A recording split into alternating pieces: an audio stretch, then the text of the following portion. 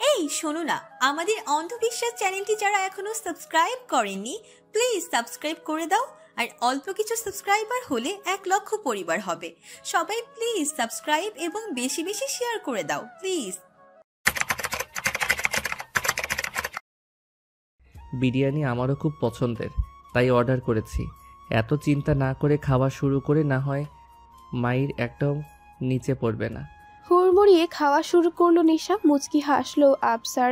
না ধমকিয়েও না বকে মেয়েকে দিয়ে কোনো কাজ করানো যায় না। পাশে চেয়ার টেনে কাউকে বসতে দেখে ভ্রু কুঁচকে নিশা।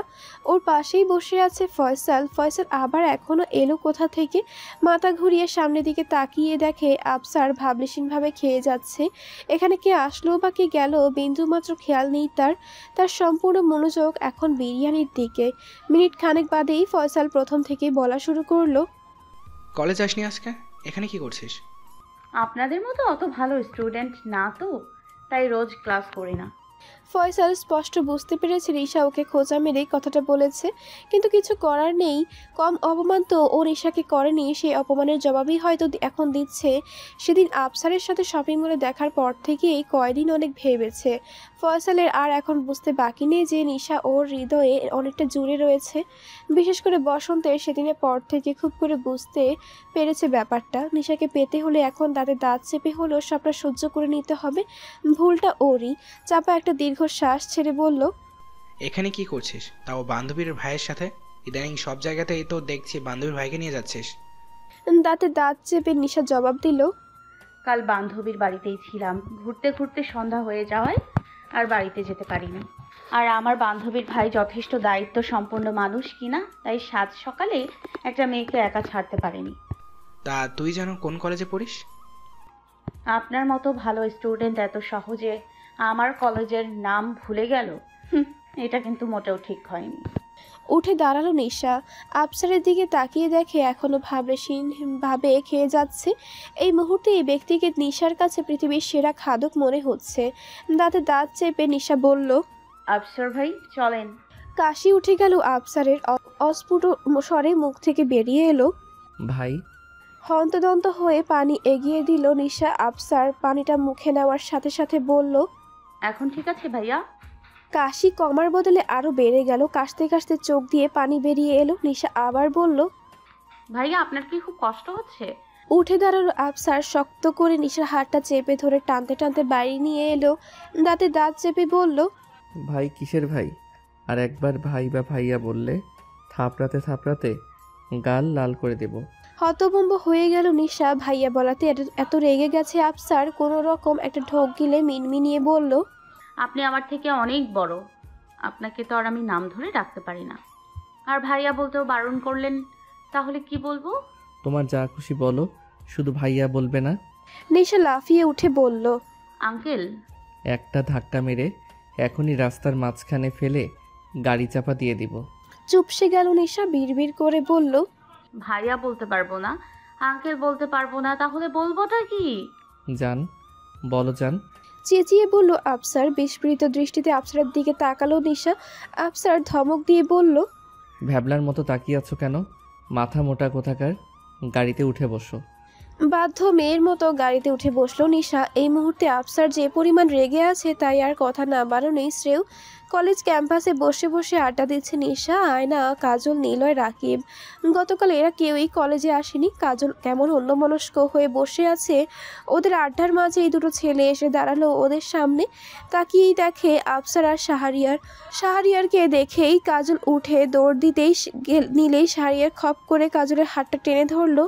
কাজল ভ্যা ভ্যা করে কেঁদে দিল। কাজলের হঠাৎ কান্নায় আহাম্মক বনে গেল সবাই।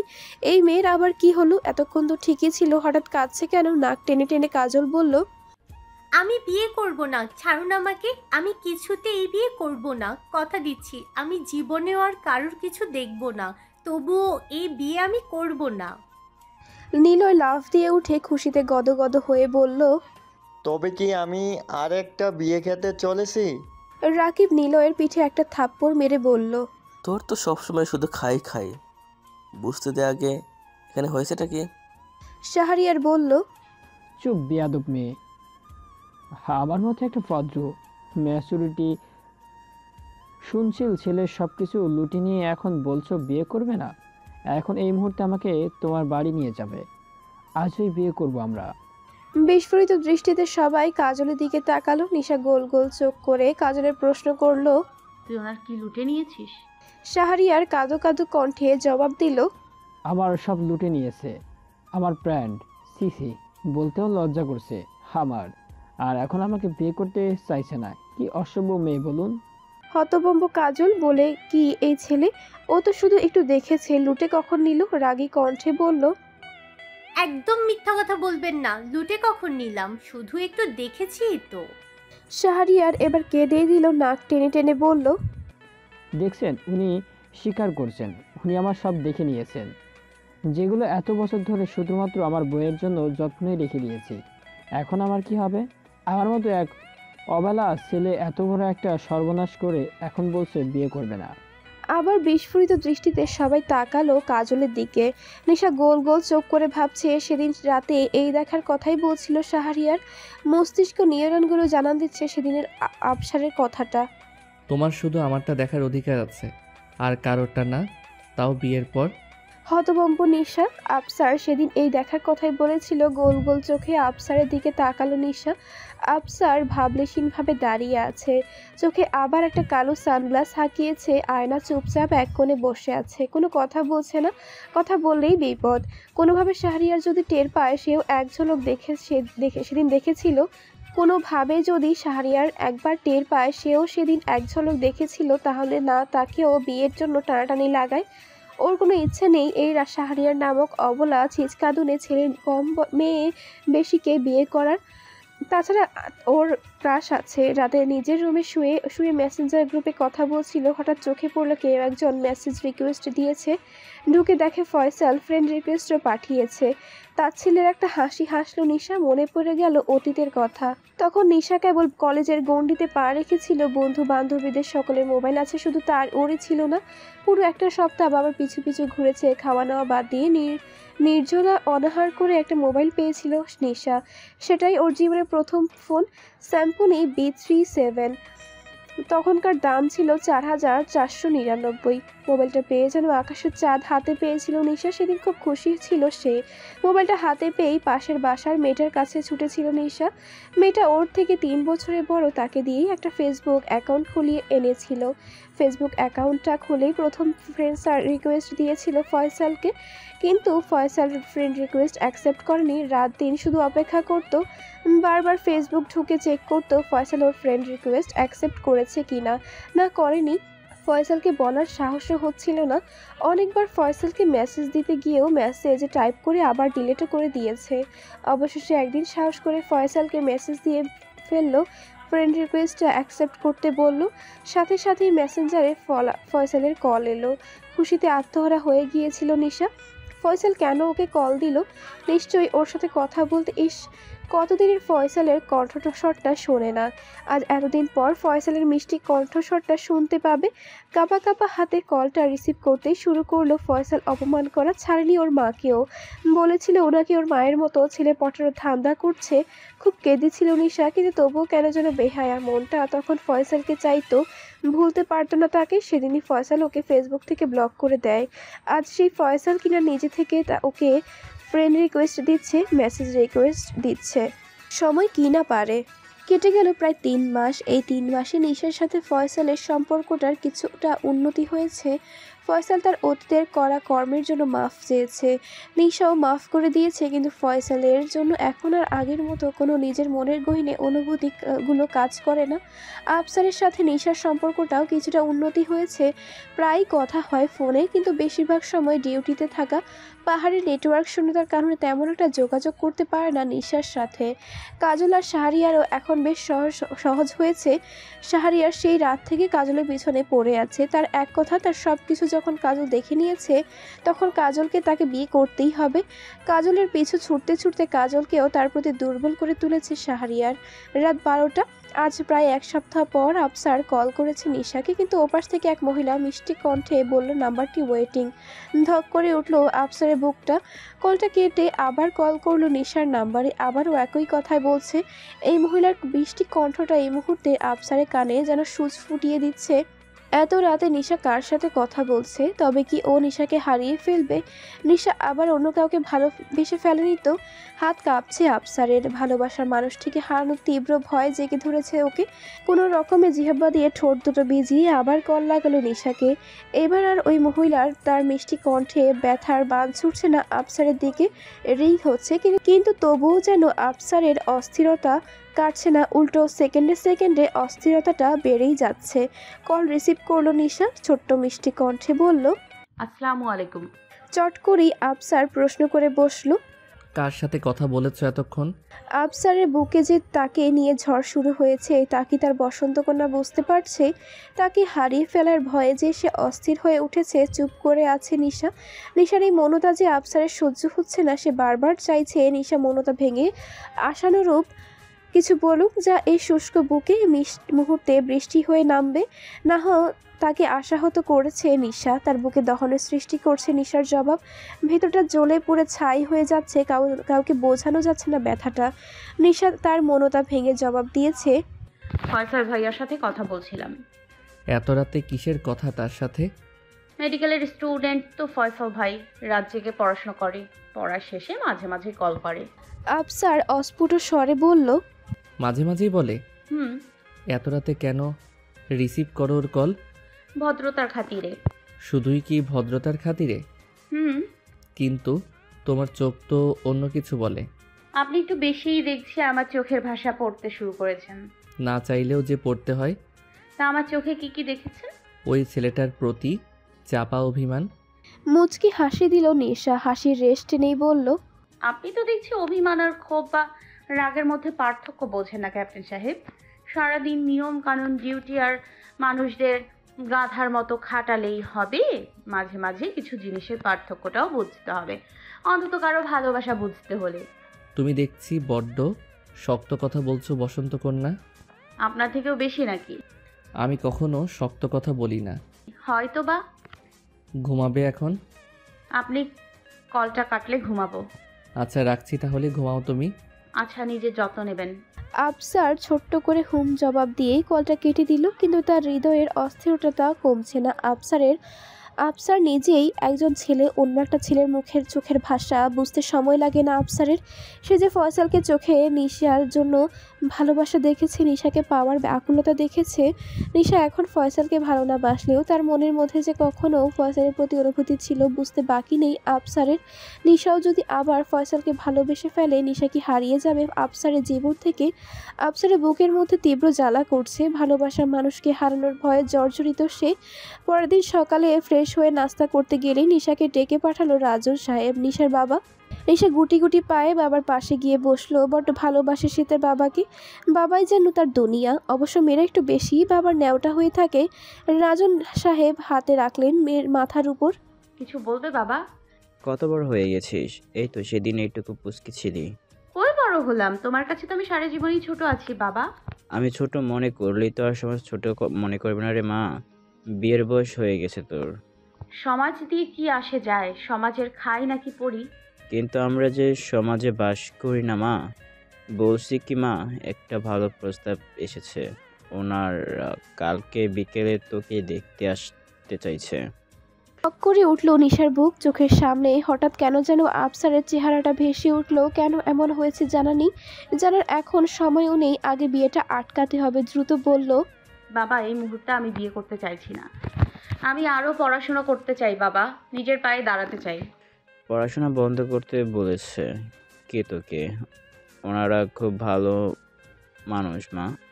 ওনারা তোর পড়াশোনা মোটে বন্ধ করবেন না। কিন্তু বাবা, বয়স হয়েছে আমার, কখন কি হয়ে যায় কেউ বলতে পারে না। তাই তো সেদিন আমি কলিগ সাহেবের ভাই হঠাৎ স্ট্রোক করে মারা গেলেন। এখন মেয়ে দুটো আর তার বউয়ের কষ্ট সেই নেই। বেঁচে থাকতে যদি তোদের একটা গতি করে দিয়ে না পারি, আমি মরেও শান্তি পাবো না রে মা। নিশার চোখ দুটো ছলছল করে উঠল। বাবাকে জড়িয়ে ধরে বলল, একদম বাজে কথা বলবে না বাবা। তোমার কিছু হবে না। ইমোশনাল ব্ল্যাকমেল করা বন্ধ করো।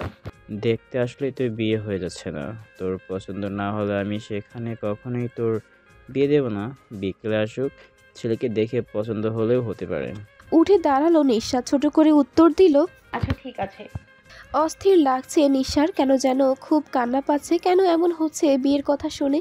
হয়তো তাই ভালো লাগছে না কিছুই। সেজেগুজে পাত্রপক্ষের সামনে বসে পাত্রের স্থানে নিজের জমকে দেখে আটকে উঠল নিশা। আফসার ওর সামনে সোজাসুজি বসে আছে। চোখ ঘুরিয়ে আফসারের বাম দিকে তাকাতে দেখে আবিদা বেগম হাসি মুখে করে বসে আছে। দেখে মনে হচ্ছে যে সে আজ ভীষণ খুশি। যে ছেলেকে এতদিন বিয়ের কথা বলতে বলতে হাঁপিয়ে উঠে ছোট ছেলেকে বিয়ে করিয়েছিল, সেই ছেলে আজ নিজে থেকে বিয়ের কথার জন্য পাত্রী দেখতে এসেছে। ফ্ল্যাশব্যাক। গতকাল রাতে নিশার সাথে কথা বলে কিছুতেই ঘুম আসছিল না আফসারের। অস্থিরতাটা কমার বদলে বেড়েই যাচ্ছিল। বারবার মনে হচ্ছিল ও হয়তো নিশাকে হারিয়ে ফেলবে। বড্ড ভয় করছিল ওর। আর্মির ক্যাপ্টেন হওয়ার সুবাদে এত এত কাজ করছে নিজের সাহসিকতার সাথে, কিন্তু মুহূর্তে যেন নিজের সাহসিকতাটা সম্পূর্ণ হারিয়ে ফেলেছে আফসার। ভালোবাসলে বুঝি এমনই হয়, একটা শক্ত কঠোর মানুষকে সহজেই ভেঙে ঘুরিয়ে দিতে পারে। এই মুহূর্তে নিজেকে বড্ড অসহায় লাগছে আফসারের। রাত 2টা। বিছানায় উঠে বসলো আফসার। এত রাতেই কল লাগালো মায়ের কাছে। মোবাইলের রিংটোন শুনে এত রাতে ধরপড়ে উঠে বসলো আবিদা বেগম। পাশে বেঘরে ঘুমোচ্ছে স্বামী আনসার সাহেব। এক পলক স্বামীর দিকে তাকিয়ে মোবাইলের দিকে তাকিয়ে দেখলো তার ছেলে কল করেছে। স্ক্রিনে আফসারের নাম দেখে কলিজাটা শুকিয়ে আসছে। কোনো বিপদ হলো না তো? না হলে আফসার তো কখনো এত রাতে কল করে না। কাঁপা কাঁপা হাতে কলটা রিসিভ করতেই ওপাশ থেকে ভেসে এলো আফসারের অস্থির কণ্ঠস্বর। মা, আমি বিয়ে করব। কথাটা শুনেই আবিদা বেগম যেন তাজ্জব বনে গেল। কানের কাছ থেকে মোবাইলটা নামিয়ে একবার চেক করে নিল, সত্যি আফসারের নাম্বার তো নাকি অন্য কেউ? না, আফসারের নাম্বার তোই। তাহলে স্বপ্ন দেখছে না তো? নিজের হাতে নিজের চিমটি কেটে দেখলো স্বপ্ন দেখলো কিনা। না, ব্যথা পাচ্ছে না। পাশ থেকে আনসার সাহেব চিৎকার করে উঠে বসলো। এই কে রে আমার পেটে চিমটি কাটলো? আবিদা বেগম গোল গোল চোখে আনসার সাহেবের দিকে তাকালো। এর মানে একটু আগে আবিদা বেগম নিজের হাতে চিমটি দেওয়ার বদলে স্বামীর পেটে চিমটি দিয়েছে। এর মধ্যে আবারও মোবাইল ভেসে এলো আফসারের অস্থির কণ্ঠস্বর। মা, তুমি চুপ করে আছো কেন? আমি বিয়ে করব। আনসার সাহেব এত রাতে আফসারের এহেন কথা শুনে বিস্ফোরিত দৃষ্টিতে আবিদা বেগমের দিকে তাকালো। আবিদা বেগম আফসারকে সান্ত্বনা দিয়ে বলল, বিয়ে করবি ঠিক আছে, এতটা অস্থির হচ্ছিস কেন? সকাল হোক, ঘটককে খবর দেই। মেয়ে দেখি, একটু সময় দে। না, মেয়ে আমার পছন্দ করা আছে, তোমরা কালকেই দেখতে যাবে। কথাটা শেষ হওয়ার সাথে সাথেই আবিদা বেগম আর আনসার সাহেব বিস্ফোরিত দৃষ্টিতে একে অপরের দিকে চাওয়াচাই করছে। যে ছেলেকে বিয়ের কথা বলতে বলতে মুখে রক্ত উঠে যাওয়ার উপক্রম, সে বিয়ে করবে না বলেই যে ছেলে আজ বলছে তার পছন্দ করা মেয়ে আছে। আবিদা বেগম উৎসুক দৃষ্টিতে বলল, মেয়েটা কে বাবা? ওই যে আয়নার বান্ধবী আছে না, নিশা। ও। আফসারের সহজ সরল স্বীকারোক্তিতেই যেন অবাকের চরম সীমায় পৌঁছে গেল আবিদা বেগম আর আনসার সাহেব। নিশাকে বেশ ভালোভাবেই চেনেন ওনারা, প্রায় তো এ বাড়িতে আসে। কিন্তু আফসারের মনে যে এই ছিল খুনাক্ষরেও টের পাননি ওনারা। তবে নিশার নাম শুনে আবিদা বেগম বেশ খুশি হয়েছে। নিশা মেয়েটাকে তার ভারী পছন্দ, তবু আমতা আমতা করে বলল, আমরা একা পাত্রী দেখতে যাব, পাত্র ছাড়া? কিছুক্ষণ চুপ করে থেকে রইল আফসার। কিয়ৎক্ষণ চিন্তা ভাবনা করে বলল, আচ্ছা, পরশু যেও, আমি কালকে ছুটি নেওয়ার ব্যবস্থা করছি। সকালে সবাই আফসার আর নিশার কথাটা জানতে যেন খুশির জোয়ার এলো বাড়িতে। আয়না আর রেবেকা বানু তো মহা খুশি। আয়না তো ভাবতেই পারেনি এত সহজেই এভাবে সবটা হয়ে যাবে। আফসার সেদিনই অনেক কষ্টে মাত্র 2 দিনের ছুটি নিয়ে বাড়িতে এসেছে। বর্তমান নিশা চোখ ঘুরিয়ে ডান দিকে তাকিয়ে দেখে রেবেকা বানু আর আয়না বসে আছে। আয়না মিটিমিটি হাসছে। নিশা কটমট করে আয়নার দিকে তাকালো। আয়নার যেন নিশার এই দৃষ্টি গায়ে লাগলো না, সে হেসেই চলেছে। আয়নার হাসি দেখে গা জ্বলে যাচ্ছে নিশার।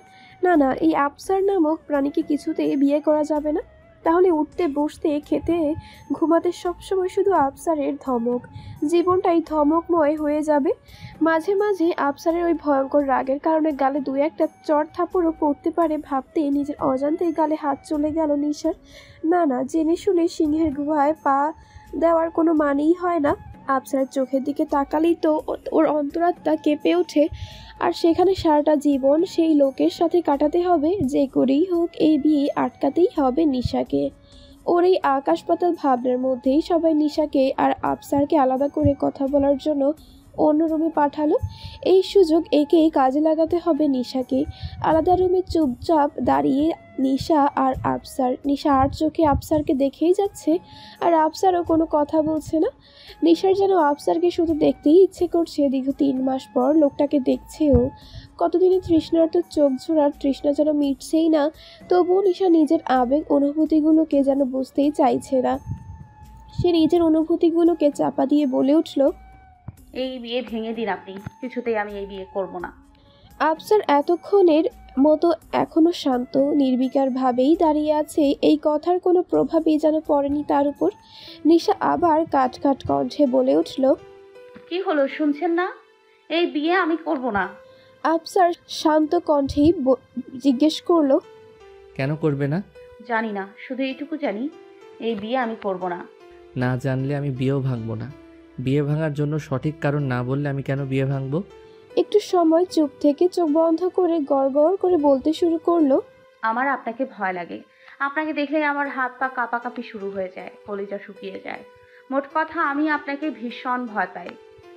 আপনার সামনে গেলেই সব সময় ভয়ে ভয়ে থাকি। এই বুঝি চর থাপ্পড় মেরে দিলেন। আর যেই লোককে এত ভয় পাই তার সাথে সারা জীবন কাটাবো কিভাবে? না, এই বিয়ে আমি করব না। মাফ করবেন, আপনাকে বিয়ে করা আমার পক্ষে সম্ভব না। কথাগুলো বলে পিট পিট করে চোখ খুলল নিশা।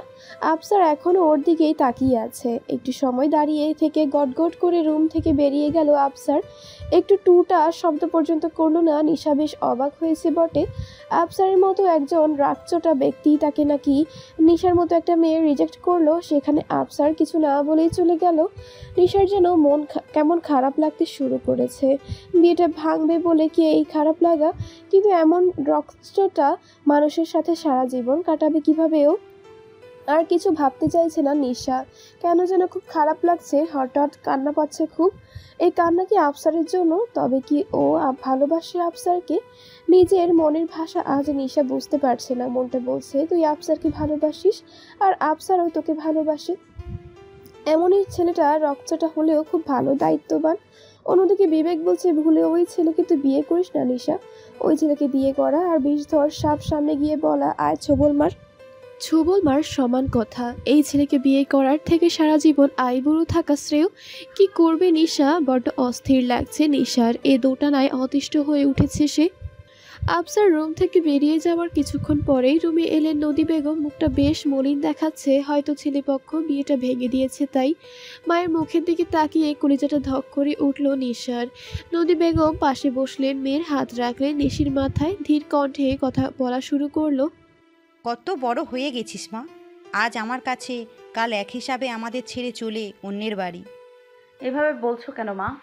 আমি তোমাদের ছেড়ে কোথাও যাব না। তা বললে হয় কি করে মা? পাগলি মেয়ে, একদম না। একদিন শ্বশুর বাড়ি তোর সব মেয়েকেই যেতে হয়। আমি তোমাদের ছেড়ে কোথাও যাব না। আচ্ছা, তা দেখা যাবে। এখন বল, ছেলেকে তোর পছন্দ হয়েছে? এই বিয়েতে তোর মতামত আছে? তবে কি আফসার বিয়েটা এখনো ভাঙেনি? হয়তো ভাঙেনি, কিন্তু যেভাবে হন হন করে বেরিয়ে গেল তাতে মনে হয় না এই বিয়ে উনি করবেন। এমনি যে ইগো, তাতে নেশার মতো একটা মেয়ে তাকে রিজেক্ট করেছে, দুনিয়া উল্টে পাল্টে গেলেও এই বিয়ে সে করবে না। রাজুর সাহেব আর নদী বেগমকে দেখে মনে হচ্ছে তারা এই বিয়েটায় রাজি। বিয়েটা যখন ভেঙেই যাবে তাহলে এই বিয়েতে অমত করে লাভ কি?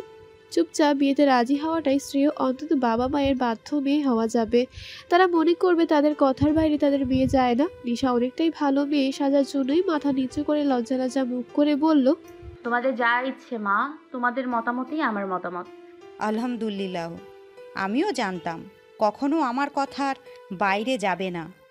তোর বাবার আমার ছেলেকে, ছেলের পরিবারকে খুব পছন্দ হয়েছে। ওনারা খুব ভালো মনের মানুষ। দেখবি তুই খুব সুখে থাকবি। আর আয়না তো আছেই, মেয়েটাকে দেখে আগেই বুঝেছিলাম ওর পরিবারও ওর মতো ভালো হবে। একটু পর তো রাকত, ওনারা দেরি করতে চায় না। ছেলে নাকি ছুটি নেই, নিশা চকিত হতবম্ব। একটু পর আকদ মানে কি? আফসার কি তাহলে বিয়ে ভাঙেনি? সবার কাছে ভালো সাজাটা যে নিশার কাছে বাঁশ হয়ে ধরা দিবে বুঝতে পারেনি নিশা। এখন না বলেও বলতে পারছে না। মাকে তো বলে দিয়েছে তাদের মতামতই ওর মতামত। নিশা স্ট্যাচুর মতো বসে আছে। দেখতে দেখতে ঘন্টা দুইয়ের মধ্যে নিশা এখন আফসারের বিবাহিত স্ত্রী হয়ে গেল। মাত্র 3 অক্ষরের একটা শব্দ, কবুল। নিমিষেই নিশার জীবন পাল্টে দিল। সে এখন মিস থেকে মিসেস হয়ে গেছে, আর তার স্বামী হলো ওই আফসার নামক ভয়ঙ্কর ব্যক্তি। এই জীবনটাই বেদনার। আজ থেকে নিশা পরাধীন। ওই আফসার নামক ভয়ঙ্কর প্রাণীর রাগের অগ্নিকুণ্ডে নিক্ষিপ্ত হয়েছে সে। নিশার এখন হাত পা ছড়িয়ে কাঁদতে ইচ্ছে করছে, কিন্তু তার আগে আফসারের সাথে কথা বলা প্রয়োজন। সে কেন এমন করলো? বিয়ে ভাঙতে বলার পরও কেন বিয়েটা করলো? আফসারকে অনেকক্ষণ ধরে খুঁজে যাচ্ছে নিশা, কিন্তু কোথাও আফসারের দেখা নেই। গেল কোথায়? কারো কাছে জিজ্ঞেসও করা যাচ্ছে না। নতুন বউ হয়ে স্বামীর খোঁজ করলে সবাই কি ভাববে? অবশেষে আয়নার দিকে এগিয়ে গেল নিশা। আর কোনো উপায় নেই। বিয়েটার পরপরই উধাও হয়ে গেছে আফসার। লাজ লজ্জা ভুলে জিজ্ঞেস করলো, তোর ভাই কই রে? বিয়ে হতে না হতে আমার ভাইকে খোঁজা শুরু ভাবি। একটু তো আমাদেরকেও খুঁজতে পারো। একদম ভাবি বলবি না। তোর ওই বজ্জাত ভাইটা কোথায়? ছি ছি ভাবি, নিজের স্বামীকে এসব কি বলছো? নিশা কটমট করে আয়নার দিকে তাকালো। চুপসে গেল আয়না। বলল, ভাই চলে গেছে? নিশা ভ্রু কুঁচকে বলল, চলে গেছে মানে? ভাইয়া আকদের পরপরই চলে গেছে, ছুটি নেই, কাল সকালে আবার ডিউটি। ফুস করে উঠল নিশা। রাগ এবার আকাশ ছুঁই ছুঁই। চলে গেছে মানে? এত বড় একটা কাণ্ড ঘটিয়ে ওর সাথে কথা না বলেই চলে গেছে। ইচ্ছে করছে আফসারের সবগুলো চুল এক এক করে টেনে টেনে ছিঁড়তে, কিন্তু তাও পারবে না। আফসারের চুল যে 0 সাইজ, হাতের মধ্যেই আসবে না। রাগে গিজগিজ করতে করতে নিজের রুমে চলে গেল নিশা। ফোনটা হাতে নিয়ে কল লাগালো আফসারকে। 2 বার রিং হতেই কলটা রিসিভ করলো আফসার। সে কিছু বলার আগে নিশা দাঁতে দাঁত চেপে বলল, সমস্যাটা কি আপনার? বিয়ে কেন করলেন?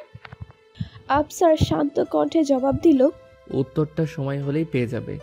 সময় কখন হবে এখন বলুন। ভয় পাচ্ছ না আমাকে? না। তখন তো বলেছিলে আমাকে ভীষণ ভয় পাও তুমি। এখন পাচ্ছি না। কেন পাচ্ছ না? জানি না। কেন জানো না? জানি না মানে জানি না। এত কথা বাড়াচ্ছেন কেন? শুনতে ভালো লাগছে তাই। আচ্ছা, একটা জিনিস ভেবে দেখেছো? কি? এই যে সন্ধ্যার দিকেও আমি সিঙ্গেল ছিলাম, আর এখন একজনের বিবাহিত স্বামী। আপনি না বড্ড কথা পেঁচাচ্ছেন। আপনি আমার সাথে দেখা না করে, কথা না বলে চলে গেলেন কেন? আমার জন্য অপেক্ষা করছিলে বুঝি? ভীষণ রেগে আছি, কিন্তু আমি আর রাগ ওঠাবেন না। কাছে এসো, রাগ কমিয়ে দেব। হতভম্ব নিশা। কি বলল আফসার? এই মুহূর্তে কি ওর রেগে থাকাটা কি ঠিক, নাকি ও লজ্জা পাবে? নিজেকে সংযত করে বলল, আপনি তো ভারী অসভ্য। বিয়ে হতে না হতেই শুরু হয়ে গেল। আমার দোষ কি? সব দোষ তো তোমার। আমার দোষ মানে? আমার ভিতরে এত বছর লুকিয়ে থাকা অসভ্য পুরুষ মানুষটাকে তুমি তো টেনে হিচড়ে বের করে আনছো। নিশা অবাক হয়ে প্রশ্ন করল, আমি কখন করলাম? আজব। এই যে আজ তোমার সাথে যখন আলাদা রুমে কথা বলতে গেলাম, তখন শাড়িটা সরিয়ে পেট বের করে রাখলে, তখন বড্ড অসভ্য হতে ইচ্ছে করছিল। বেশ আমার লাগছিল। ভাবলাম বিয়েটা করেই ফেলি, না হয় শত্রুর তো আবার অভাব নেই চারপাশে। লজ্জায় কুঁকড়ে যাচ্ছে নিশা। বারবার পেটের দিকে তাকাচ্ছে। ইস, আফসার নাকি তখন ওর পেট দেখেছে। লজ্জায় গাল দুটো লাল হয়ে গেছে। ধাপ করে কলটা কেটে দিল নিশা। ঠোঁট টিপে হাসছে আফসার। সে জানতো এখন নিশা কলটা কেটে দেবে। মেয়েটাকে লজ্জা দেওয়ার জন্যই তো সে এতগুলো কথা বলেছে। আচ্ছা, লজ্জা পেয়ে নিশার এখন কি অবস্থা? লজ্জা পেয়ে তার গাল দুটো কি লাল হয়ে গেছে? ইস, এখন কাছে থাকলে নিশার ওই লজ্জায় রক্তিম গাল দুটো একটু ছুঁয়ে দিতে পারত। ভাবতে ভাবতে ট্রেনের জানালা দিয়ে বাইরে তাকালো আফসার। বেশ সুন্দর চাঁদ উঠেছে আজ আকাশে, গোল থালার মতো চাঁদ। চাঁদের আবছা আলোয় দেখা যাচ্ছে পথের ধারে ছোট বড় গাছগাছালি। রাত 3টা। বেঘরে ঘুমোচ্ছে নিশা। হঠাৎ বালিশের পাশে রাখা মোবাইলটা কর্কশ দড়িতে বেজে উঠল। ধরপড়িয়ে উঠে বসলো নিশা। মাথা হ্যাং হয়ে গেছে। কাঁচা ঘুম থেকে লাফিয়ে উঠলে যা হয় আর কি। আশেপাশে তাকিয়ে বালিশের পাশে থেকে মোবাইলটা উঠিয়ে স্ক্রিনে ধমকরাজ নামটা দেখে ভ্রু কুঁচকে এলো। কলটা রিসিভ করে কানের ওপরে রেখে আবার শুয়ে পড়লো। ঘুমিয়েছিলে? নিশা ঘুমো ঘুমো কণ্ঠে জবাব দিল, ঘুম থেকে তুলে জিজ্ঞেস করছেন ঘুমিয়েছিলাম কিনা? কিঞ্চিত চুপ থেকে ওপাশ থেকে আফসার উত্তর দিল। আর কত যন্ত্রণা দিবে আমায়? নিশা অবাক হয়ে বলল, আমি আবার আপনাকে কিসের যন্ত্রণা দিলাম? তুমি তো দিলে। এই যে তোমার ঘুমু ঘুমু কণ্ঠের মাদকতা ছড়িয়ে দিলে আমার মধ্যে।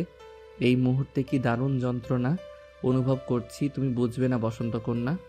আফসারের কথাগুলো নিশার মধ্যে লজ্জা সৃষ্টি করেছে। এই মানুষটা যে ভীষণ লজ্জা দিতে এক্সপার্ট তা আর বুঝতে বাকি নেই নিশার। চুপ করে আছে নিশা। আফসার বলল, শোনো, ফেসবুকে ঢুকে এখনই আমার সাথে ম্যারিড স্ট্যাটাস দাও। নিশা ভাবলেশীনভাবে উত্তর দিল, আপনি আমার ফ্রেন্ড লিস্টে নেই। মোবাইল এখানে সেখানে রেখে দিলে জানবে কিভাবে ফ্রেন্ড লিস্টে আছি নাকি? যা বলেছি তাই করো। ঘুম ছুটে গেল নিশার। অবাক হয়ে বলল, তার মানে আপনি আমার মোবাইল এখানে সেখানে রাখার সুযোগ নিয়েছেন? এত কথা বাড়াচ্ছ কেন? যা বলেছি তাই করো। পারবো না। এখন আমার সিঙ্গেল স্ট্যাটাস বাদ দিয়ে ম্যারিড দিলে আমার ফলোয়ার কমে যাবে, লাইক কমেন্ট কমে যাবে। চল শক্ত হয়ে গেল। আফসারের ধমক দিয়ে বলল, এক থাপ্পড়ে দাঁত ফেলে দেব। ফ্যান ফলোয়ার একদম বের করে দেব ফাজিল মেয়ে। নিশা কাঁদো কাঁদো হয়ে বলল, এই তো এর জন্যই আমি বিয়ে করতে চাইনি। সব সময় শুধু ধমক আর থাপড়া থাপড়ি। আফসার জোরে জোরে নিঃশ্বাস নিয়ে রাগ কমানোর চেষ্টা করছে। মেয়েটা এমনি ওকে ভয় পায়, এমন ব্যবহারে আরো ভয় পাবে। সম্পর্কটা সহজ হবে না। কোনো রকম নিজের রাগটাকে সামলে বলল, তোমার ফ্রেন্ড লিস্টে ফয়সাল আছে না? আছে তো। আপনি কি জেলাস ক্যাপ্টেন সাহেব? আফসার দাঁতে দাঁত চেপে উত্তর দিল, শুধু জেলাস না, জ্বলে পুড়ে খাক হয়ে যাচ্ছি আমি। আফসারের সহজ সরল স্বীকারোক্তি হতবাক নিশা। নিজের জেলাসি এভাবে সহজ সরলভাবে স্বীকার করতেই এই প্রথমই বোধহয় দেখেছে সে। উপায় নেই আর, ফেসবুকে ম্যারিড স্ট্যাটাসটা দিয়েই দিল। কলেজ ক্যাম্পাসে মুখ লটকিয়ে বসে আছে নিশা, আর ওকে ঘিরে বসে বসে হাসাহাসি করছে আয়না, রাকিব, কাজল, নিলয়।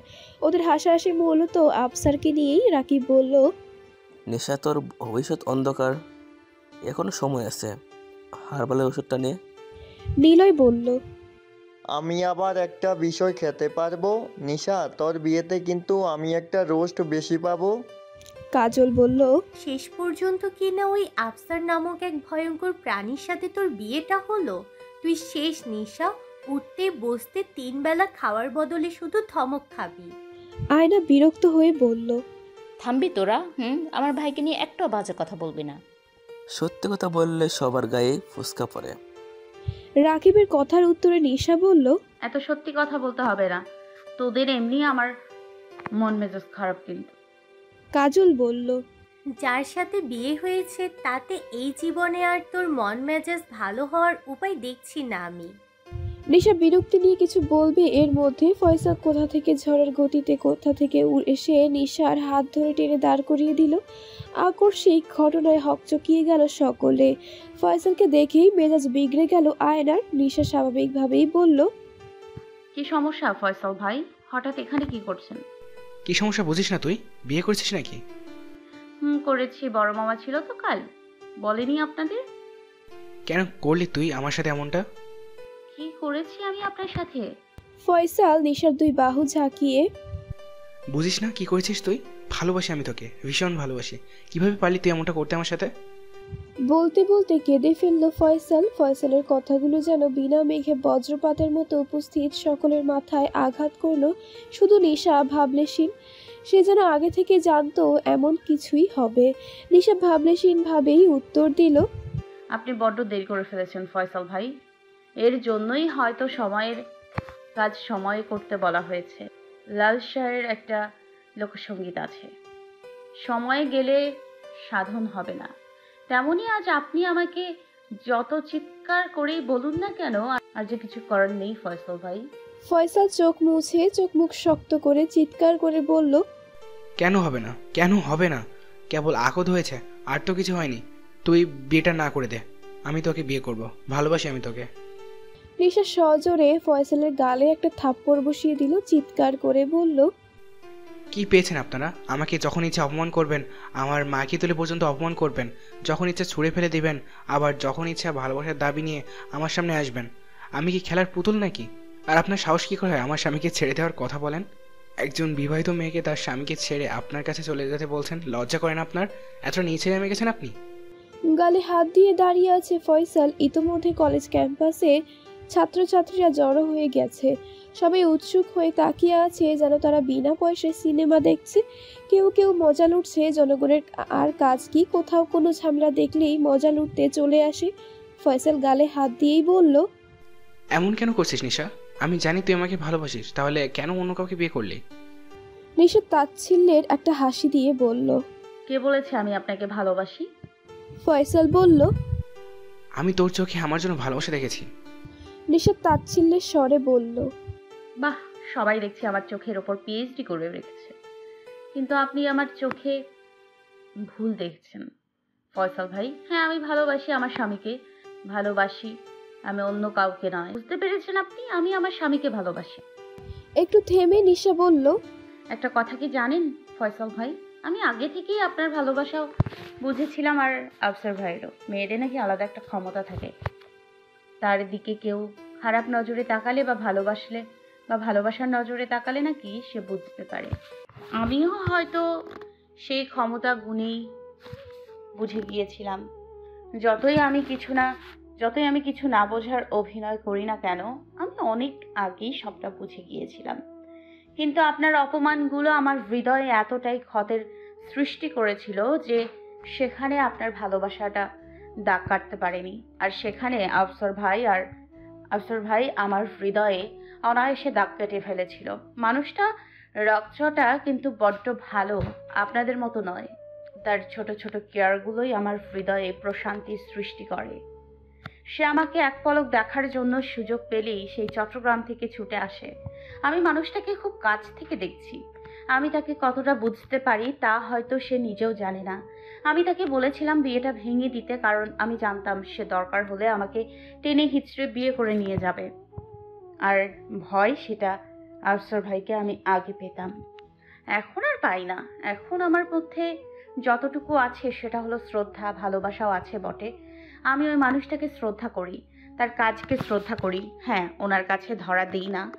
শুনেছি মেয়েরা নাকি একটু বেশি ভালোবাসার লোভী, আমিও হয়তো সেরকমই, তাই তো ধরা দেই না। ভয় হয় তাকে ধরা দিলে যদি তার কেয়ারগুলো কমতে থাকে, সে আমাকে আগের মতো ভালো না বাসে। মানুষ বলে বিপরীত পক্ষের মানুষটাকে নাকি নিজের ভালোবাসা বুঝতে দিতে নেই, তাহলে নাকি অবহেলা বাড়ে। দীর্ঘশ্বাস ফেলল নিশা। একটু চুপ থেকে আবার বলল, একজন বিবাহিত মেয়ের পেছনে ঘুরে নিজের লজ্জাহীনতার পরিচয় দেবেন না ফয়সাল ভাই। আমি আমার স্বামীকে নিয়ে সুখে থাকতে চাই, দয়া করে আমাদের দুজনের মাঝখানে আসবেন না। আমি তাকে বিয়ে করে যথেষ্ট খুশি। বলেই মানুষের ভিড় ঠেলে বেরিয়ে গেল। ফয়সাল পেছন থেকে চিৎকার করে বলল, তুই মিথ্যে কথা বলছিস, তুই আমাকে ভালোবাসিস। ওই আফসারকে আমি দেখে নিব, তুই শুধু আমার হবি, শুধুমাত্র আমার। ড্রয়িং রুমের সোফাতেই বসেছিলেন সোহেল ইমদাদ। সদর দরজা থেকে ঢুকেই বাবার মুখোমুখি দাঁড়ালো ফয়সাল। চুলগুলো উস্কো খুস্কো, চোখগুলো রক্তিম বর্ণ ধারণ করেছে, দেখে বোঝা যাচ্ছে সে ভালো নেই। সোহেল ইমদাদ একবার ছেলের দিকে তাকিয়ে প্রশ্ন করলো, কোথায় গিয়েছিলে? চেহারার একই হাল করেছ। আমাকে শেষ করে দিয়ে আমাকে জিজ্ঞেস করছো চেহারার একই হাল করেছি? মানে কি বলতে চাইছ? কি বলতে চাইছি বুঝতে পারছো না? তুমি দাঁড়িয়ে থেকে কাল নিশার বিয়ে দিয়েছো। তো তা নিয়ে তোমার কি সমস্যা? তোমাদের তো আরো খুশি হওয়ার কথা, ও এই বাড়িতে আর আসবে না। ফয়সাল চিৎকার করে উঠল, বলল, আমি খুশি হতে পারিনি বাবা, খুশি হতে পারিনি। তুমি বাবা হয়ে কিভাবে আমার সুখ কেড়ে নিলে? কেন আমার এত বড় সর্বনাশ করলে বাবা? ছেলের চিৎকার শুনে রান্নাঘর থেকে ফারজানা বেগম ছুটে এলেন। ছেলের অবস্থা দেখে তার কলিজায় মোচড় দিয়ে উঠল।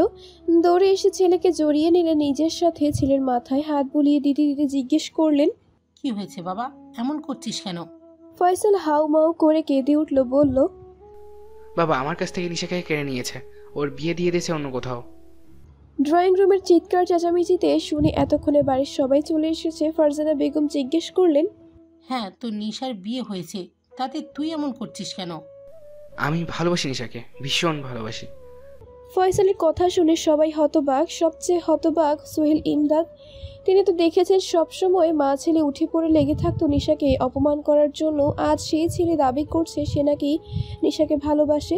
ফয়সাল ফারজানা বেগমের দু হাত ধরে বলল, দেখো না, বাবা আমার কাছে থেকে নিশাকে কেড়ে নিয়েছে।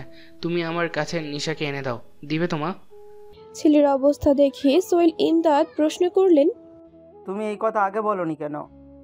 আগে বলিনি, এখন বলছি তো, আমার নিশাকে আমার কাছে এনে দাও।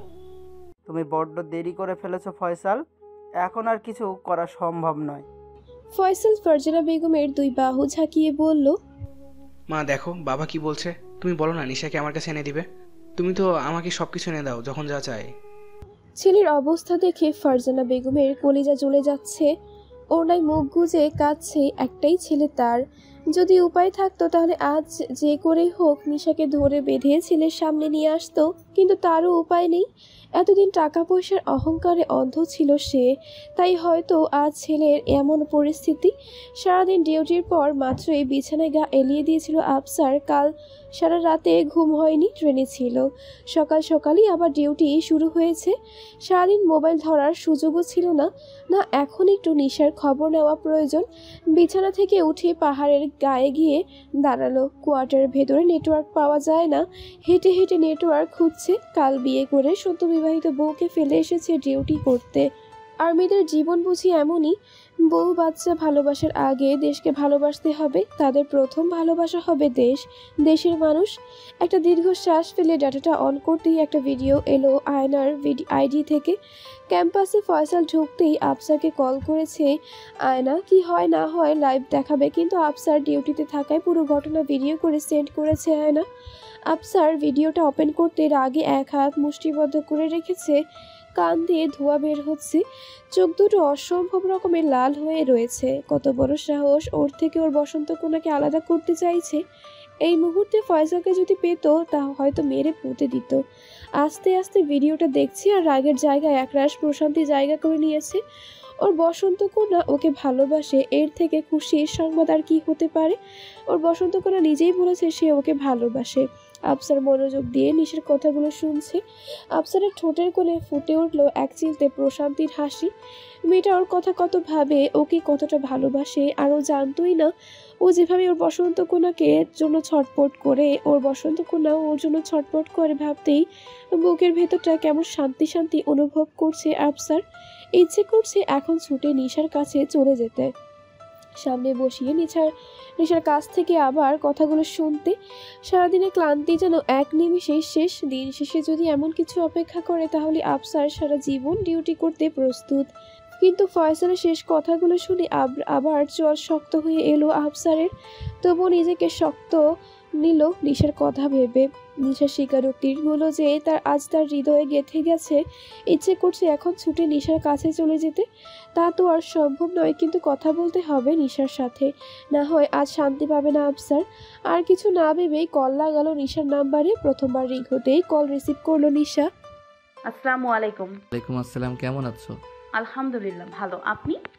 ভালো আর থাকতে দিলে কই, খারাপও বা রাখলাম কই? এই যে সারাদিনে আমার একটু খোঁজও নিলে না।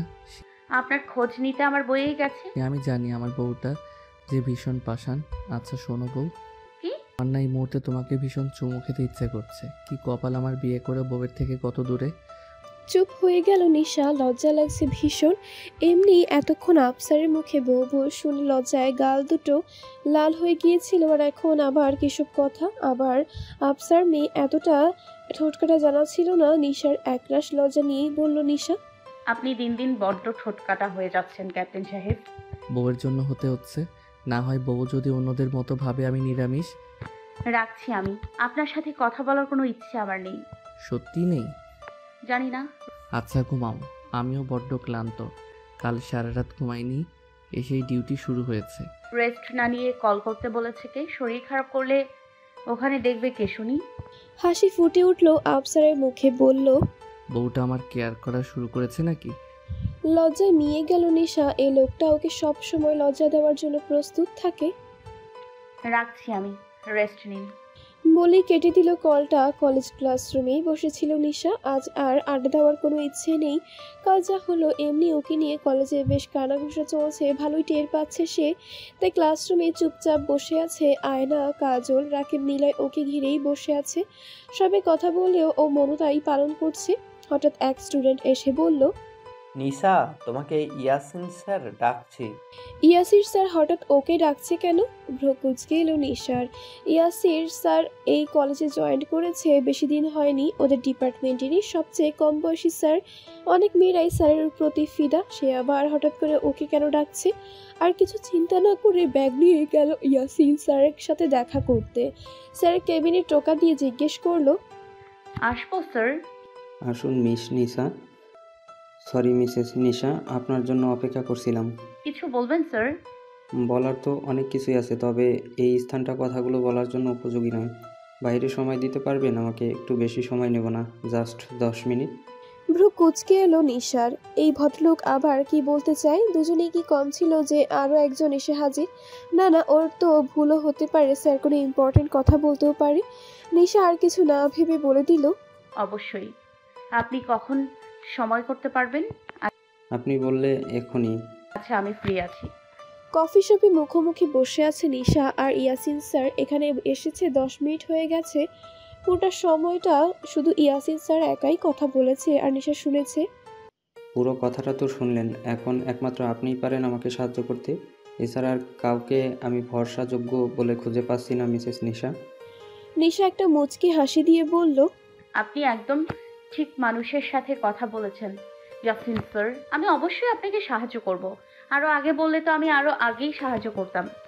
নিশার এই হাসি হয়তো কারো সহ্য হয়নি, তাই ওর সামনে এসে শটান হয়ে দাঁড়ালো। নিশা ভ্রু কুঁচকে সামনে তাকাতেই ফয়সাল ওর দিকেই তাকিয়ে আছে, চোখে মুখে তাচ্ছিলের হাসি। নিশা কিছু বলতে যাবে এর আগেই ফয়সাল বলে উঠল, কাল তো খুব বড় বড় কথা বলছিলি, তোর স্বামীকে নাকি তুই খুব ভালোবাসিস, তাকে বিয়ে করে তুই খুব খুশি। তাই সেই খুশি একদিনের মধ্যে কোথায় উধাও হয়ে গেল যে আজ আবার নতুন নাগরের সাথে কফি শপে এসেছিস? রাগে চোখ মুখ শক্ত হয়ে এলো নিশার। উঠে দাঁড়িয়ে বলল, কথায় আছে না, কয়লা ধুলে ময়লা যায় না? আপনিও ঠিক তেমনই ফয়সাল ভাই। কোনো দিনও আপনার ওই বান্দর মার্কা মুখটা মানুষের মতো হবে না। আপনার ওই মুখ আর ব্যবহারের জন্যই আপনি আজ আমাকে হারিয়েছেন। মানুষকে সম্মান দিতে শিখুন, নিজের ভালোবাসাকে সম্মান করতে শিখুন ফয়সাল ভাই। মানুষকে সম্মান না করতে পারলে নিজেও অন্যের কাছ থেকে সম্মান পাওয়ার আশাটা ভুলে যান। আর আমাকে সব জায়গায় ফলো করাও বন্ধ করুন। বলে হন হন করে বেরিয়ে গেল নিশা। রাত 10টা। নিশাকে লাগাতার কল করে যাচ্ছে আফসার, বারবার ওয়েটিং বলছে। মেজাজ এবার বিগড়ে যাচ্ছে। এমনি সারাদিন ডিউটিতে থাকার কারণে নিশার সাথে কথা হয়নি তার। উপরে শুনেছে সকালে কোন স্যারের সাথে নাকি কফি শপে গেছে, আর এখন আবার ওয়েটিং। পাগল হয়ে যাচ্ছে আফসার। এমনিতেই নিশার উপর তার পূর্ণ বিশ্বাস আছে, কিন্তু চারদিকে শত্রুদের যা আনাগোনা। ও ছোট্ট খাটো মুরগির বাচ্চার মতো বউটাকে যদি কেউ আঙুলের মাথায় করে তুলে নিয়ে যায়। জীবনের এই প্রায় 31 বসন্ত পেরিয়ে একটা মাত্র বউ হয়েছে ওর, তা নিয়েও সারাদিন ভয়ের অভাব নেই। টানা 30 মিনিট পর কল রিসিভ করলো নিশা। কলটা রিসিভ করার সাথে সাথেই কর্কশ কণ্ঠে আবার বলে উঠল, এতক্ষণ কার সাথে কথা বলছিলে? কলেজের এক স্যারের সাথে। আফসার বিড়বিড়িয়ে বলল, ওয়ান মোর এনিমি। কিছু বললেন? না, কিছু না। এভাবে কথা বলছেন কেন? কিভাবে কথা বলছি? কেমন গম্ভীর, রাগ রাগ। আমার রাগে তোমার কি আসে যায়? সত্যি কি আসে যায়? যাই হোক, আপনার সাথে আমার একটা জরুরি কথা বলার আছে। গাল ফুলালো আফসার। সত্যি কি তার রাগে কিছু যায় আসে না? নিশার কণ্ঠে গম্ভীরতা এনে বলল, কি কথা? জিহ্বা দিয়ে ঠোঁট ভেজালো নিশা। অনেক সাহস সঞ্চয় করে বলল, ইয়াসিন স্যার আয়ানকে ভালোবাসে, বিয়ে করতে চায় ওকে। হাসি ফুটে উঠল আফসারের মুখে। তো এই ব্যাপার, ইয়াসিন স্যার তাহলে নিশার পেছনে নয় আয়নার পিছনে ঘুরছে। তো এই জন্যই আজ সকালে সে তোমাকে কফি শপে ডেকেছিল? কিন্তু আপনি জানেন কিভাবে? সে আমি যেভাবেই জানি। তারপর বলো। ইয়াসিন স্যার আপনার বোনকে ভালোবাসে। আপনার বোনের মনেও তার জন্য কিছু একটা তো চলছে, কিন্তু ওদের সম্পর্কটাও ঠিক আপনার আর আমার মতো। আয়না ভয় পায় ইয়াসিন স্যারকে, তাই থেকে দূরে দূরে থাকে। এখন আপনি কিছু একটা করুন। আচ্ছা, বিষয়টা দেখবো আমি। তোমার স্যারের ভালোভাবে খোঁজ খবর নিয়ে দেখি। একটা মাত্র বোন আমার, তাকে তো আর না দেখি কারো হাতে তুলে দিতে পারি না। আমার মনে হয় না ইয়াসমিন স্যার খারাপ, যথেষ্ট ভদ্র এবং মার্জিত উনি। একটু কম হাসে আপনার মতো, তবে দেখতে খুব সুন্দর। জানেন আমাদের কলেজে কত মেয়ের ক্রাশ উনি। তেতে উঠল আফসার গম্ভীর কণ্ঠে বলল, এক থাপ্পড়ে দাঁত ফেলে দেব ফাজিল মেয়ে। স্বামীর সামনে অন্য পুরুষের গুণগান গাইছো? কই আমাকে নিয়ে তো কখনো এমন গুণগান করতে শুনিনি। আপনি বড্ড হিংসুটে ক্যাপ্টেন সাহেব। আমার জিনিস নিয়ে আমি বরাবরই বড্ড হিংসুটে বসন্ত কন্যা। আপনি কি জানেন আপনি দিন দিন বাচ্চাদের মতো হয়ে যাচ্ছেন ক্যাপ্টেন সাহেব? শুনেছি প্রেমে পড়লে নাকি সবাই একটু আধটু বাচ্চা হয়ে যায়, আমিও না হয় হলাম, ক্ষতি কি? আপনার কথা বলাই বেকার। তবু কথা যে আমার সাথেই বলতে হবে, এছাড়া আর কোনো উপায় নেই তোমার। বলবো না কথা, করবেন কি?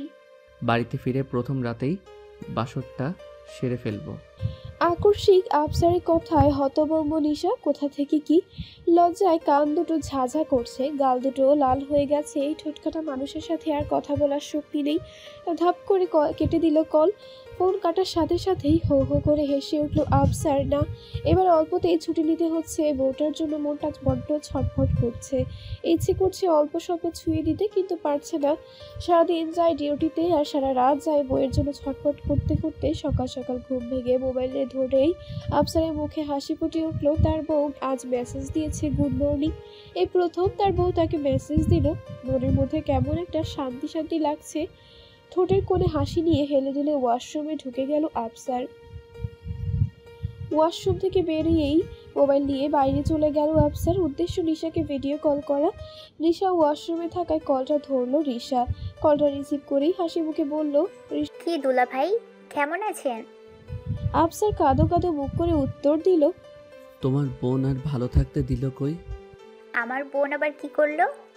এই যে তার শান্ত শিষ্ট সুশীল হ্যান্ডসাম মার্জিত অবলা কিউট সুন্দর জামাইটাকে একটু পাত্তা দিচ্ছে না। এর মধ্যেই নিশা ওয়াশরুম থেকে বেরিয়ে এলো। এক ভ্রু উঁচিয়ে রিশাকে জিজ্ঞেস করলো, কি করে কার সাথে কথা বলছিস? এই তো তোর একমাত্র ভোলাভালা জামাইয়ের সাথে। বলে নিশার দিকে মোবাইলটা তাক করলো রিশা। নিশা হতভম্ব, একবার নিজের দিকে তাকাচ্ছে, একবার মোবাইলের দিকে। আফসার ঠোঁট কামড়ে এক দৃষ্টিতে নিশার দিকে তাকিয়ে আছে। সে মোটেও প্রস্তুত ছিল না এই দৃশ্যের জন্য। আজ রাতে ডিউটি থাকায় সকালেই কল করেছিল নিশাকে, কিন্তু এই সময় কল করে যে বইয়ের এমন অবস্থা দেখবে জানা ছিল না তার।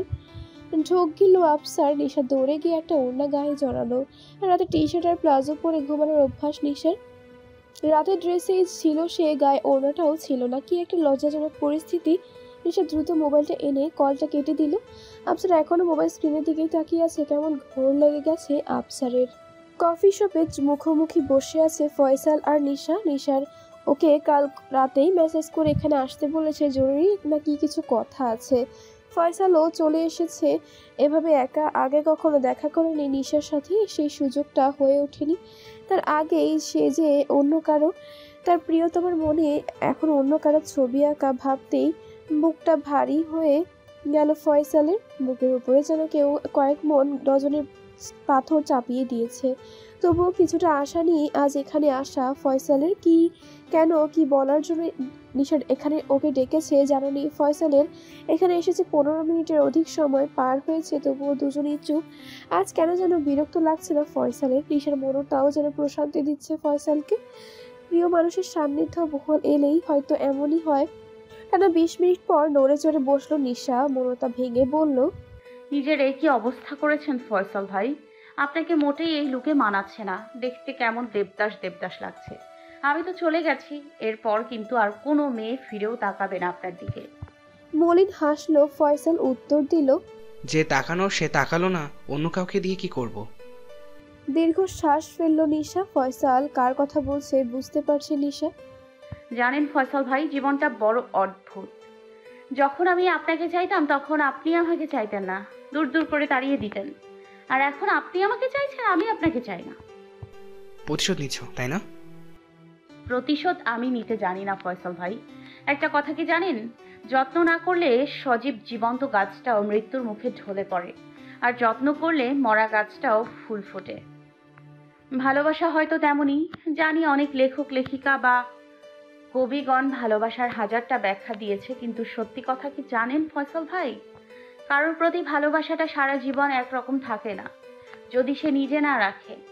আমাদের কাছের কোনো একজন মানুষ যখন মারা যায় তখন খুব কান্নাকাটি করি, ভেঙে পড়ি। 2 দিন কান্না করি, 4 দিন কান্না করি, 5 দিন আমাদের কান্নাগুলো বন্ধ হয়ে যায়। তারপর আমরা থেকে থেকে শুরু যখন একা থাকি বা মনে পড়ে তখন কান্না পায়। এরপর 1 বছর অতিবাহিত হয়, 2 বছর অতিবাহিত হয়, সে শুধু আমাদের দীর্ঘশ্বাসেই থাকে, আগের মতো আর কান্না পায় না তার জন্য। আবার অপরিচিত একজনের সাথেও দিনের পর দিন থাকতে থাকতে মায়া হয়ে যায় তার প্রতি। আমার আর আপনার ভালোবাসাটাও ঠিক তেমনই ফয়সাল ভাই। একটা সময় ছিল আমি আপনাকে ভীষণ চাইতাম, কিন্তু আপনি আমাকে দিনের পর দিন শুধু অপমানই করে গেছেন। 1 দিন 2 দিন, তারপর আপনার অপমানগুলো আমার হৃদয়ে ক্ষতের সৃষ্টি করেছে, আর সেই ক্ষতে মলম হয়ে নেমেছিল আফসোর। এত অপমানের পর আপনাকে আমি মনে করতে চাইনি, কেঁদেছি, কষ্ট পেয়েছি, নিজেকে সামলে নিয়েছি।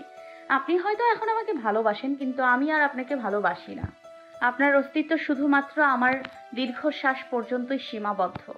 হ্যাঁ, আপনাকে আমি ভালোবাসতাম, কিন্তু দিনের পর দিন আপনার অপমানে, অযত্নে সেই ভালোবাসায় মরীচিকা ধরে গিয়েছিল, আর সেই মরীচিকা ভেঙে ঝকঝকে টকটকে করেছে আফসর। মানুষ চাইলে সব পারে ফয়সাল ভাই। আপনি আমাকে ভুলে যান, নতুন করে জীবন শুরু করুন ফয়সাল ভাই। জীবনে মুভ অন করুন। ভালোবাসলেই যে সব সময় তাকে পেতে হবে এমন কোথাও লেখা নেই। কিছু কিছু ভালোবাসা ত্যাগেই সুন্দর। আমি এখন বিবাহিত, স্বামী নিয়ে সুখে থাকতে চাই, কিন্তু আমি সুখে থাকতে গিয়ে দেখবো কেউ আমাকে ভালোবেসে ধুকে ধুকে মরছে, সে সুখও যে আমার সহ্য হবে না। আমি চাই আপনি সুখে থাকুন, দ্বিতীয়বার কাউকে ভালোবাসুন। আমি জানি ফয়সাল ভাই, আপনি ততটাও খারাপ নয় যে অন্য কারো সংসার ভাঙবেন। আপনি যা করছেন বা ভাবছেন নিজের ভিতরের কষ্ট, অভিমান, রাগ থেকে। আপনি দয়া করে আমার আর আফসরের মধ্যে আসবেন না, ভুলে যান আমাকে। আশা করি আমার কথাটা রাখবেন আপনি। এটা আমার চাওয়া নয়, অনুরোধ আপনার কাছে। আসছি আমি, ভালো থাকবেন। বেরিয়ে গেল নিশা। এখনো কফি শপে ঠায় বসে আছে ফয়সাল। বুকের ভেতরটা হু হু করছে। নিশার কথাগুলো বারবার মনের ঘরে কড়া নাড়ছে। 15 দিনের ছুটি নিয়ে বাড়িতে এসেছে আফসার। সামনে ঈদে ছুটি পাবে না, তাই রমজানের আগেই ছুটি কাটাতে এসেছে। সিদ্ধান্ত হয়েছে এই ছুটিতেই নিশাকে ঘরে তুলবে, আয়নার বিয়ে দেবে, আয়নাকে দেখতে আসবে আজ। সকাল সকাল নিশা আর কাজলে এসে এ বাড়িতে উপস্থিত। আফসারও আজ খুব ভোরে এসে পৌঁছেছে। পাত্রের খোঁজখবর সব আয়নকে দিয়ে আগেই নিয়েছে। বেশি দেরি করতে চায় না আফসার। এই ছুটি পেয়েছে, এরপর আবার কবে ছুটি পাবে তার কোনো ঠিক নেই। এমনকি ঈদের দিনটাও নিজের পরিবারের সাথে কাটাতে পারবে না। মাঝে মাঝে জীবনের উপর খুব আফসোস হয় তার, আবার পরক্ষণে নিজের কাজে গর্ববোধ হয় তার। আজই আয়নার দেখতে আসার দিন ফেলেছে, আজই একসাথে বিয়ের দিন তারিখও ফিক্সড করবে বলে সিদ্ধান্ত নিয়েছে। সারা রাত জার্নি করে ভোরে এসে ঘুমিয়েছে আফসার। বিকেলে দেখতে আসবে আয়নাকে। ড্রয়িং রুমের সোফায় বসে আছে 3 বান্ধবী। খুনসুটিতে মেতেছিল ওদের সাথে আয়নের বউ মিষ্টিও আছে। নামও যেমন মিষ্টি, মেয়েটাও তেমন মিষ্টি। আয়না মুখ ফুরিয়ে বসে আছে। হঠাৎ আবিদা বেগম নিশাকে ডাক দিল রান্নাঘর থেকে। ডাকছিলেন? আন্টি কি গো মেয়ে? মা বলো মা, তুমি এই বাড়ির বড় বউ হও। লজ্জা নিয়ে গেল নিশা। আবিদা বেগমকে হঠাৎ এভাবে মা বলে ডাকতে কেমন লজ্জা করছে। হয়েছে, আর লজ্জা পেতে হবে না। এই কফিটা দিয়ে এসো তোমার বরের রুমে। 1 কাপ কফি নিশার হাতে ধরিয়ে দিয়ে নিশা আমতা আমতা করে বলল, আমি নিয়ে যাব কফি। তুমি নয়তো কে? এত বছর ওই ধিঙ্গি ছেলের দায়িত্ব আমি সামলিয়েছি, এখন এই ধিঙ্গি ছেলের দায়িত্ব নিয়ে আমাকে উদ্ধার করো মা। অগত্যা কফি নিয়ে আফসারের রুমে যেতেই হলো নিশাকে। দরজাটা চাপানো ছিল। নিশা আস্তে করে ধাক্কা দিতেই খুলে গেল দরজাটা। রুমটা বেশ অন্ধকার, তবুও জানালার ফাঁকা থেকে আবছা আলোয় স্পষ্ট রুমটা। উপর হয়ে শুয়ে বেঘরে ঘুমোচ্ছে আফসার। গলা পর্যন্ত কম্বল দিয়ে মুড়িয়ে রাখা, আবার এসিটাও অন করা। যদি শীত করে তাহলে এসি কেন ছেড়েছে, আর যদি গরম লাগে তাহলে কম্বল কেন মুড়িয়ে রেখে শরীরে বুঝে আসছে না নিশার। কতক্ষণ ভালোভাবে আফসারকে পর্যবেক্ষণ করে আফসারের শরীরে উপর আরেকটা কম্বল দিয়ে শয়তানে হাসি দিল নিশা। এসিটা অফ করে আফসারের খাটের পাশে সিঙ্গেল সোফায় বসে পড়ল নিশা। 5 মিনিটের মাথায় হুড়মুড়ে উঠে বসলো আফসার। ঘেমে নিয়ে একাকার অবস্থা। ঠোঁট টিপে হাসছে নিশা। হাই তুলতে তুলতে বলল, গুড মর্নিং ক্যাপ্টেন সাহেব। নিশার কণ্ঠস্বর শুনে ঝট করে পাশে তাকালো আফসার। চোখ দুটো অসম্ভব বড় হয়ে গেল। সে এই সময় নিশাকে কোনোভাবেই আশা করেনি। হঠাৎ নিশাকে দেখে ভরকে গেল। একে তো ঘুম থেকে লাফিয়ে উঠেছে, তার উপর হঠাৎ নিশা। এটা তার ভ্রম নয় তো। কিছুক্ষণ চুপ থেকে সবটা পর্যবেক্ষণ করে কণ্ঠে গম্ভীরতা এঁটে বলল, এটা কি ধরনের দুষ্টামি? আমি ঘুমাচ্ছিলাম। ভাব দেখলে বাঁচি না। ফোনে এমন করে কথা বলে যেন মনে হয় আমার জন্য ভালোবাসা উথলাইয়া পড়ে। আর এখন দেখো কিভাবে কথা বলছে, মনে হচ্ছে এখনই কেউ তিতা করলার রস খাইয়ে দিয়েছে। নিশা মনে মনে এই কথাগুলো বলেও মুখে বলে উঠতে পারলো না সাহসের অভাবে। এমনি এভাবে ঘুম ভাঙানোর কারণে হয়তো বেশ রেগে আছে, কথা শুনে তো তাই বোঝা যাচ্ছে। চুপসে গেল নিশা, মিনমিনিয়ে বলল, মা আপনার জন্য কফি পাঠিয়েছিল। বলেই পা বাড়ালো বাইরের দিকে। আফসার ধমক দিয়ে বলল, কোথায় যাচ্ছ তুমি? যেতে বলেছি আমি তোমাকে। নিশা ভদ্র মেয়ের মতো এসে আবার সে সোফায় বসে পড়ল। আফসার একবার নিশার দিকে তাকিয়ে ওয়াশরুমে ঢুকে গেল ফ্রেশ হতে। যাওয়ার আগে বলে গেল, আমি বের হওয়ার আগে এই রুম থেকে এক পাও বাইরে দেবে না। আমি বেরিয়ে যেন তোমাকে এখানেই পাই। নিশা বিড়বিড় করে বলল, এসেছে পর থেকে ধমক আর ধমক। পোড়া কপাল আমার না হয় এই উদ্ভট প্রাণীকে ভালোবাসি আমি। 10 মিনিট পর টাওয়েল দিয়ে মুখ মুছতে মুছতে ওয়াশরুম থেকে বেরিয়ে এলো আফসার। নিশার দিকে তাকিয়ে বলল, কফিটা দাও। নিশা মিনমিন করে বলল, কফিটা ঠান্ডা হয়ে গেছে, অন্য এক কাপ নিয়ে আসি। না, ওই কাপই দাও। প্রতিদিন তো গরম কফি খাই, আজ না হয় বউয়ের জন্য একটু ঠান্ডা কফি খেলাম। নিশা কফিটা এগিয়ে দিল আফসারের দিকে। নিশার হাত থেকে কফিটা নিতে গিয়ে আলতোভাবে স্পর্শ লেগে গেল নিশার হাতে। কেঁপে উঠল নিশা। আফসার কফির মগে চুমুক দিতে দিতে বলল, এত কাপাকাপির কিছু নেই, স্পর্শটা আমি ইচ্ছে করেই করেছি। নিশা কাপাকাপি বাদ দিয়ে হতবাক হয়ে তাকিয়ে আছে আফসারের দিকে। আফসার একের পর এক চুমুক দিয়েই ঠান্ডা কফিটা খেয়ে নিচ্ছে বেশ আনন্দে। নিয়মিত ভালোবাসার গল্প শুনতে এবং পড়তে আমাদের অন্ধবিশ্বাস চ্যানেলটি সাবস্ক্রাইব করে পাশে থাকা বেল আইকনটি ক্লিক করুন। ধন্যবাদ সবাইকে।